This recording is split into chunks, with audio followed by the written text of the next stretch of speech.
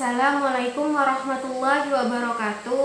Perkenalkan, nama saya Yulia Indrianti, NIM T 2019-12-17.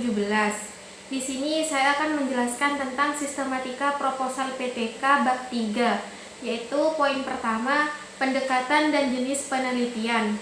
Pendekatan penelitian merupakan susunan aktivitas lengkap yang meliputi rangkuman mengenai apa yang akan dilakukan peneliti. Kemudian Neumann 2014 beliau mengatakan bahwa rancangan penelitian tradisional adalah cetak biru atau blueprint atau rencana terperinci tentang bagaimana sebuah studi penelitian akan diselesaikan melalui pengoperasian variabel sehingga dapat diukur atau memiliki sampel yang menarik untuk dipelajari. Kemudian mengumpulkan data untuk digunakan sebagai dasar untuk menguji hipotesis dan menganalisis hasil. Sedangkan jenis penelitian yaitu merupakan penjelasan di mana peneliti tindakan kelas dapat dilakukan oleh siapapun yang berkepentingan guna meningkatkan mutu pembelajaran di dalam kelas. Yaitu yang pertama, penelitian tindakan kelas diagnotis, yang kedua, penelitian tindakan kelas partisipan, yang ketiga penelitian tindakan kelas empiris, dan yang keempat yaitu penelitian tindakan kelas eksperimental. Kemudian langsung ke poin kedua, yaitu lokasi, waktu, dan subjek penelitian.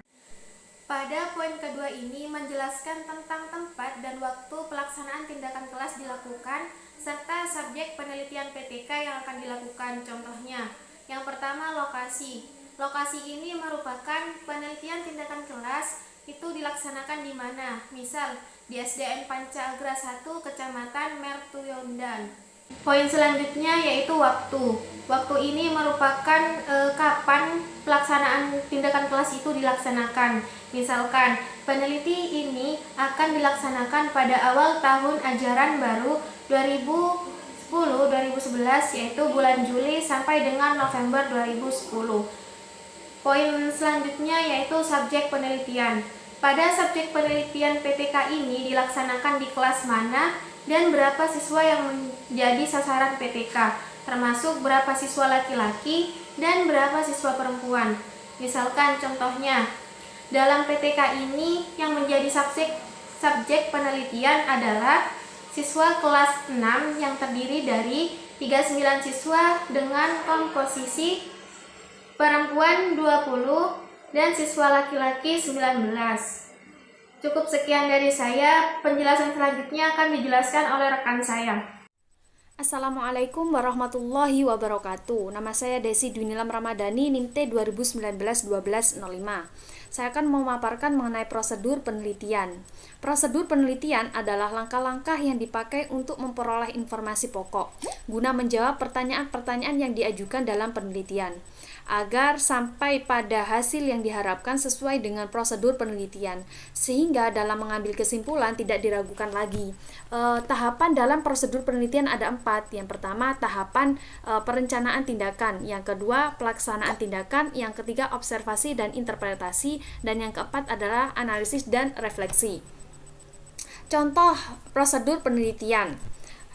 Dalam penelitian tindakan kelas ini direncanakan dengan menggunakan 3 siklus untuk melihat peningkatan hasil belajar peserta didik pada pendidikan agama Islam, aspek akhlak, materi berpakaian dan berhias, serta bertamu dan menerima tamu dengan menggunakan metode demonstrasi dan bermain peran. Cukup sekian dari saya, semoga bermanfaat. Assalamualaikum warahmatullahi wabarakatuh.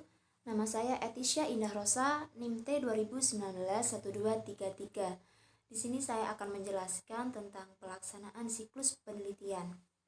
Siklus adalah putaran dari suatu rangkaian kegiatan mulai dari perencanaan, persiapan, pelaksanaan hingga pada evaluasi. Dalam hal ini, yang dimaksud siklus-siklus dalam PTK adalah satu putaran penuh tahapan-tahapan dalam PTK. Sebagaimana disebutkan di atas, jadi satu siklus adalah kegiatan penelitian yang dimulai dari perencanaan, pelaksanaan, pengamatan, dan refleksi. Jika dalam PTK terdapat lebih dari satu siklus, maka siklus kedua dan seterusnya merupakan putaran ulang dari tahapan sebelumnya. Hanya saja, antara siklus pertama, kedua, dan selanjutnya selalu mengalami perbaikan setahap demi setahap. Jadi, antara siklus yang satu dengan yang lain tidak akan pernah sama, meskipun melalui tahap-tahap yang sama. Seperti contoh, pada tahapan perencanaan pada siklus 1, penelitian melakukan analisis kurikulum untuk mengetahui kompetensi dasar yang akan disampaikan dalam pembelajaran, membuat RPP, membuat lembar kegiatan peserta didik, membuat instrumen yang digunakan dalam siklus PTK, menyusun alat evaluasi pembelajaran. Pada tahap pelaksanaan, guru menjelaskan tujuan dan materi pokok pembelajaran, guru mendemonstrasikan materi, guru membagi kelompok peserta didik, memberi kesempatan kelompok peserta didik untuk bermain peran tentang materi, memberi waktu kepada peserta didik untuk menanggapi materi, mengklarifikasi materi, guru mengevaluasi terhadap penguasaan peserta didik, dan guru menyimpulkan materi. Selanjutnya pada tahap observasi, guru merekam dan mencatat tindakan peserta didik ketika menjelaskan materi pokok, merekam dan mencatat respon peserta didik ketika guru mendemonstrasikan materi, merekam dan mencatat respon peserta didik ketika kelompok peserta didik bermain peran tentang materi, merekam dan mencatat perilaku peserta didik ketika bekerja sama dalam kelompok. Selanjutnya pada tahap refleksi. Pada tahap ini dianalisis perubahan yang terjadi pada peserta didik, suasana kelas, guru. Dari hasil lembaran observasi dan hasil post-test, dinilai tindakan kelas yang dilakukan guru menghasilkan perubahan yang signifikan. Apabila siklus 1 belum mencapai indikator sesuai yang diharapkan atau belum bisa mengatasi masalah, maka perlu dilanjutkan dalam kegiatan penelitian pada siklus 2. Jika pada siklus 2, penelitian dan hasil penelitian belum mencapai tujuan yang diharapkan, maka penelitian dilanjutkan pada siklus ketiga. Sekian dari saya, akan dilanjutkan oleh rekan saya. Assalamualaikum warahmatullahi wabarakatuh. Perkenalkan, nama saya Ella Faikotul Himah, NIM T 2019-1201. Di sini saya akan menjelaskan tentang teknik pengumpulan data dan instrumen penelitian. Teknik pengumpulan data. Dalam KBBI, pengertian teknik pengumpulan data adalah proses, cara, perbuatan mengumpulkan atau menghimpun data. Menurut Suharsimi Arikanto, instrumen pengumpulan data adalah alat bantu yang dipilih dan digunakan oleh peneliti dalam kegiatannya mengumpulkan data, agar kegiatan tersebut menjadi sistematis dan dipermudah olehnya. Teknik pengumpulan data, jika dilihat dari segi teknik pengumpulan data kualitatif, ada 3 teknik yang dapat dipilih, yaitu yang pertama experiencing, yaitu pengumpulan data melalui pengalaman. Teknik pengumpulan datanya berupa observasi. Yang kedua inquiring, yaitu teknik pengumpulan data melalui pertanyaan oleh peneliti. Teknik pengumpulan datanya berupa wawancara, angket, skala sikap, atau tes. Dan yang ketiga examining, yaitu teknik pengumpulan data melalui pembuatan dan pemanfaatan catatan yang dapat berupa data arsip, jurnal, audio tape atau video tape, artefak, dan catatan lapangan. Selanjutnya ada instrumen penelitian. Salah satu ciri penelitian kualitatif adalah peneliti bertindak sebagai instrumen. Instrumen merupakan alat pengumpul data yang sangat penting untuk membantu perolehan data di lapangan. Selanjutnya ada bentuk-bentuk instrumen penelitian. Bentuk-bentuk instrumen penelitian yang pertama ada bentuk instrumen tes. Bentuk instrumen tes dapat berupa serentetan pertanyaan, lembar kerja atau sejenisnya yang dapat digunakan untuk mengukur pengetahuan, keterampilan, bakat, dan kemampuan dari subjek penelitian.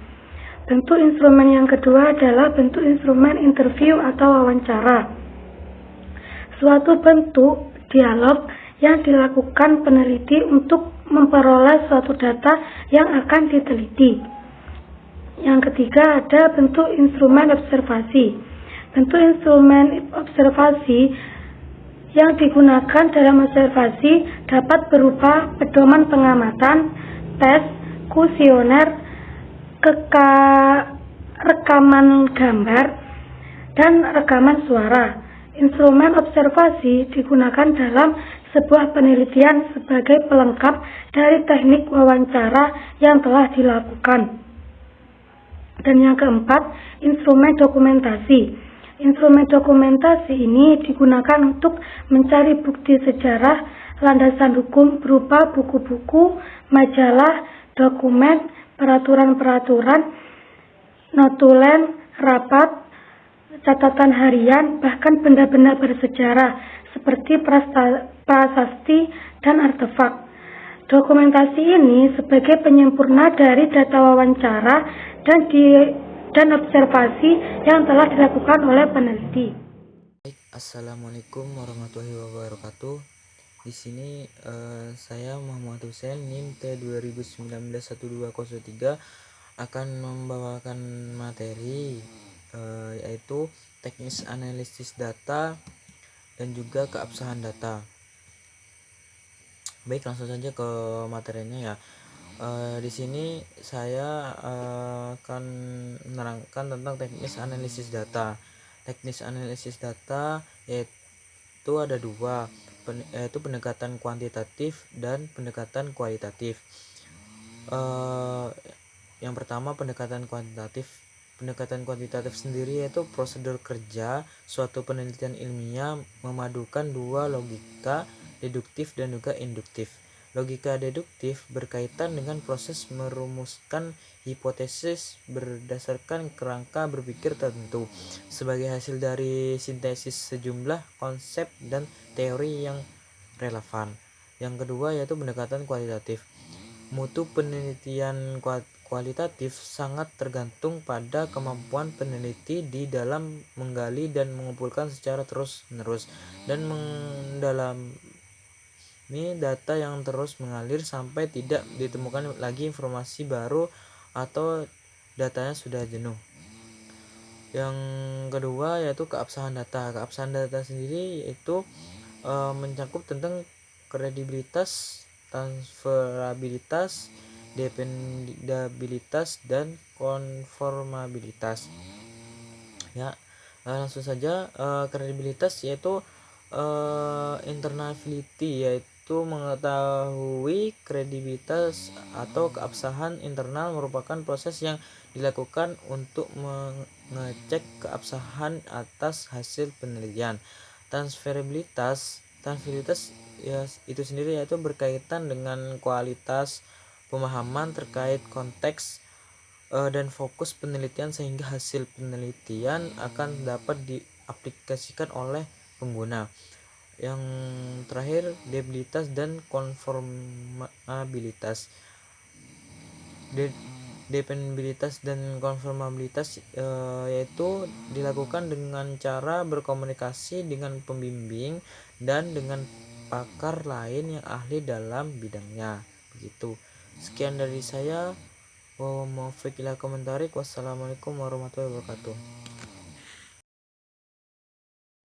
Assalamualaikum warahmatullahi taala wabarakatuh. Perkenalkan, nama saya Dedi Muhammad Hartono, NIM T2019-1213. Di sini saya akan melanjutkan materi yang telah dipaparkan oleh rekan saya. Yang selanjutnya yakni indikator keberhasilan. Indikator keberhasilan PTK merupakan ukuran atau patokan dalam menentukan apakah penelitian yang dilaksanakan berhasil atau tidak. Bagaimana suatu proses belajar mengajar dapat dikatakan berhasil? Pertanyaan tersebut tergantung pada setiap guru, karena guru memiliki pandangan masing-masing sejalan dengan filsafatnya. Namun, untuk menyamakan persepsi, sebaiknya kita berpedoman pada kurikulum yang berlaku saat ini yang telah disempurnakan. Antara lain, bahwa suatu proses belajar mengajar tentang suatu bahan pengajaran dinyatakan berhasil apabila tujuan instruksional khusus dapat tercapai. Tidak ada batasan atau syarat mutlak untuk menentukan keberhasilan sebuah PTK.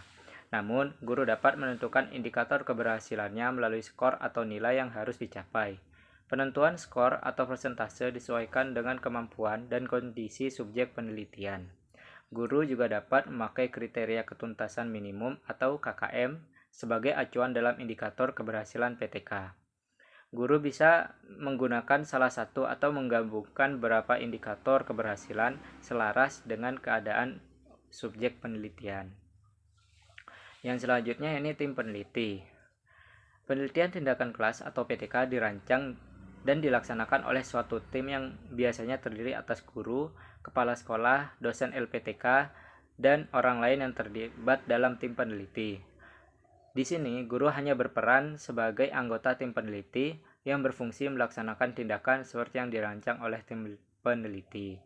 Demikian presentasi video yang dapat kami sampaikan, kurang lebihnya mohon maaf. Wassalamualaikum warahmatullahi taala wabarakatuh.